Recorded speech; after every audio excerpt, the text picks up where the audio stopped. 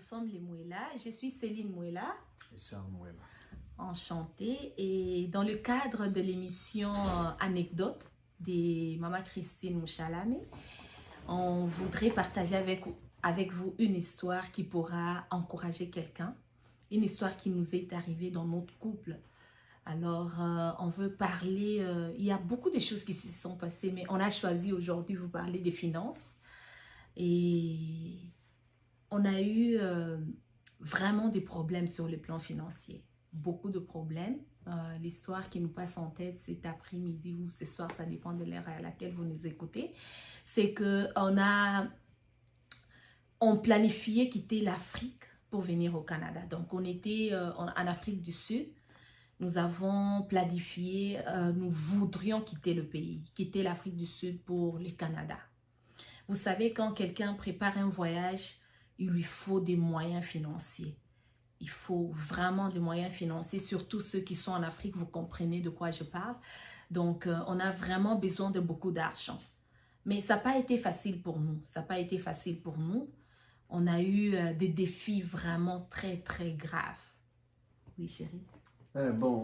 Écoutez, c'est vrai qu'on travaillait. Par rapport à la vie de l'Afrique du Sud, on était bien. Mais il y avait une chose aussi, c'est que nous avions de la charge à la maison, la famille, plusieurs membres de la famille à la maison, qu'on ne pouvait pas chasser. Vous comprenez que déjà, ça augmentait déjà les dépenses. Les revenus, ce n'était pas suffisant. Mais nous avons pensé réorganiser nos finances. On s'est dit, bon, on va investir, on va ouvrir un magasin pour vendre les vivres frais. Malheureusement, nous avons donné à peu près 6 000 $ ou 7 000 $ à quelqu'un. Vous voyez, au niveau de l'Afrique, 7 000 $, 6 000 $, c'est beaucoup d'argent. Monsieur devrait construire pour nous une chambre froide. Et il s'est évadé, il est parti. Jusqu'à maintenant, on ne l'a plus revu. Mais quand même, nous sommes au Canada, donc on va arriver à ça. La deuxième personne, nous sommes dit, bon, la première personne nous a fui avec l'argent de la chambre froide. Maintenant, qu'est-ce qu'on va faire? On va investir dans les voitures. Donc, on va commencer à acheter les voitures de seconde main. Comme ça, on y garde l'argent. Après, on pourra revendre. Et devinez quoi? Nous avons acheté une voiture. Donc, on a acheté, comment je vais dire...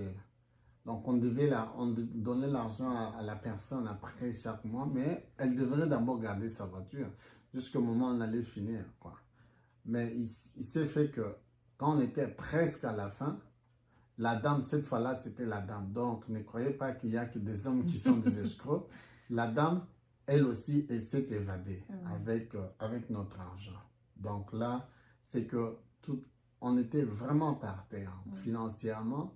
Et vous savez, quand il n'y a pas d'argent dans le foyer, et surtout quand vous avez des gens à la maison, ça crée un peu de problème. Oui. Ça a été vraiment très difficile, très, très difficile. Vous savez, quand tu t'es déjà mis en tête que je dois partir de ces pays et que tu reçois 2 coups qui se suivent.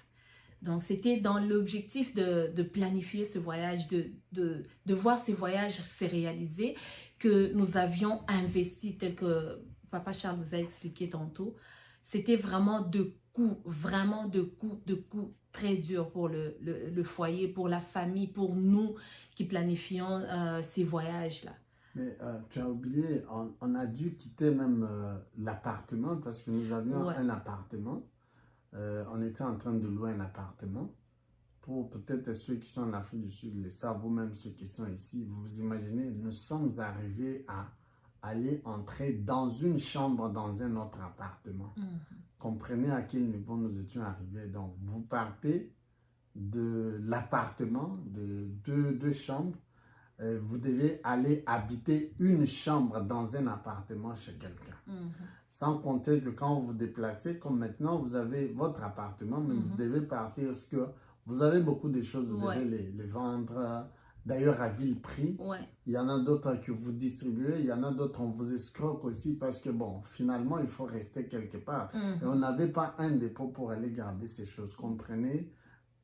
combien la situation était dure et difficile. Et dans notre couple aussi, entre nous deux, ça n'a pas été aussi facile. Vous savez, quand il n'y a pas l'argent. Ah oui, quand il n'y a pas d'argent, c'est compliqué. Surtout, je crois que les mariés le comprennent. Quand peut-être on te demande, bon, moi je parle du côté des hommes. Quand madame te pose la question, même pour un petit rien, comme ta tête là, donc tu es déjà embêté. Oui, c'est vrai. Il était devenu très, très colérique.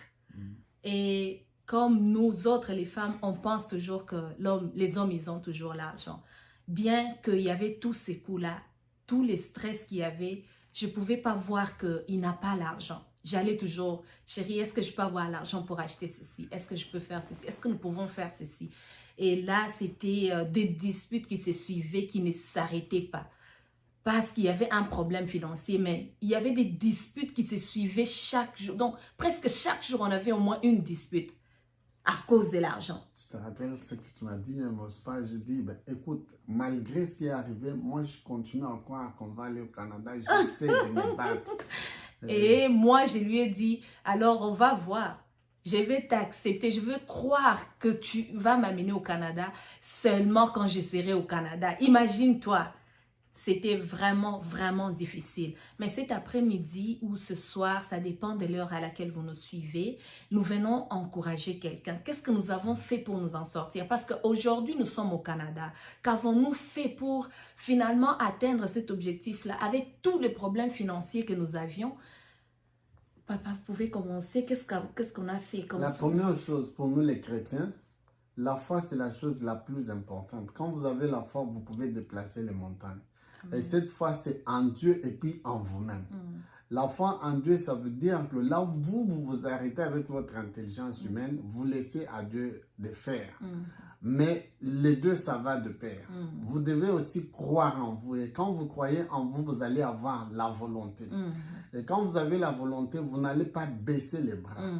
Donc, quelle que soit la longueur de la nuit, il faut déjà vous mettre dans la tête que le soleil finira par apparaître. Et je sais que tu es en train de traverser des moments très durs. Laisse-moi te dire que crois en Dieu et lève-toi. Ça ne sert à rien de t'apitoyer sur ta situation, raconter aux gens. D'ailleurs, ils vont se moquer de toi. Mais lève-toi parce que je crois en la force qui est en toi. Je crois en ta capacité. Tu as juste besoin de la volonté de te lever, de croire que Dieu est capable de le faire et de croire que toi-même tu es capable de le faire. On était capable, nous voilà aujourd'hui au Canada. Donc, on a cru en nous-mêmes. Nous nous sommes assis, on s'est dit, se disputer ne va rien changer du tout. Ce qu'on a à faire, c'est comme il venait de dire, c'est de croire en Dieu et de nous lever. Nous avons organisé des séances de prière pour demander la grâce de Dieu, pour que Dieu nous ouvre les portes. Et quand Dieu ouvre, Dieu il agit de différentes façons. Et nous avons réorganisé aussi nos finances. Parce que là, nous nous sommes dit, tout n'est pas nécessaire. Si tu as un objectif, il y a des dépenses que tu vas annuler. Voilà. Et nous n'avions pas avant la communication. Par exemple, moi, je ne pouvais pas communiquer à ma femme que tout ce qu'elle était en train de demander, c'était nécessaire, mais nous avions un objectif. Ma femme, quand elle a compris, quand moi j'ai compris, je lui ai fait comprendre, et quand elle a compris que ce que nous préparons est plus grand que ce que nous pouvons avoir pour le moment, nous avons diminué sensiblement. Donc, tu as une action à faire. Nous avons diminué sensiblement nos dépenses, les dépenses inutiles, et nous avons commencé à prier. Nous avons prié sérieusement et nous avons travaillé sérieusement sur nos finances. Ah oui. Et ces épargnes ont porté de fruits. On a finalement réussi à rassembler la somme qu'il nous fallait pour notre voyage. Nous avons travaillé, on travaillait déjà tous deux, on travaillait, alors on a épargné, on a coupé les dépenses inutiles, on a prié et le Seigneur nous a fait grâce. Alors ce soir ou cet après-midi, c'est la chose que je veux te dire. Mon frère, ma soeur, ta situation là n'est pas éternelle. Elle va changer. C'est juste question que tu crois. C'est question que tu puisses te lever. Te plaindre ne va rien résoudre. Personne ne pourra te venir en aide si ce n'est que Dieu et toi-même. C'est pourquoi on dit même en français, aide-toi. Le ciel t'aidera. Lève-toi, tu es capable. Ça ne sert à rien de pleurer. Tu as longtemps pleuré. Maintenant, c'est le moment de t'élever. C'est le moment de penser à quoi tu vas faire. Je sais que tu es capable et tu vas le faire. Lève-toi maintenant. Toi qui étais en train de pleurer, le temps de pleurer, c'est fini maintenant. Lève-toi. Lève-toi.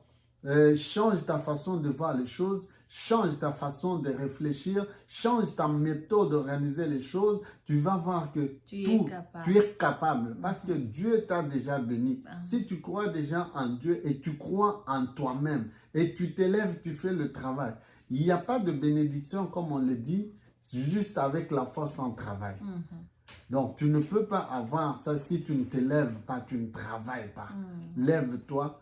Dis-toi que je suis capable d'être au-dessus de cette situation. La situation dans laquelle tu te retrouves n'est pas aussi, comment je vais dire, plus grande que toi-même.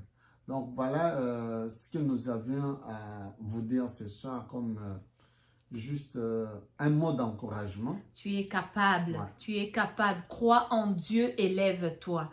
Crois en Dieu et lève-toi. Crois en Dieu et lève-toi.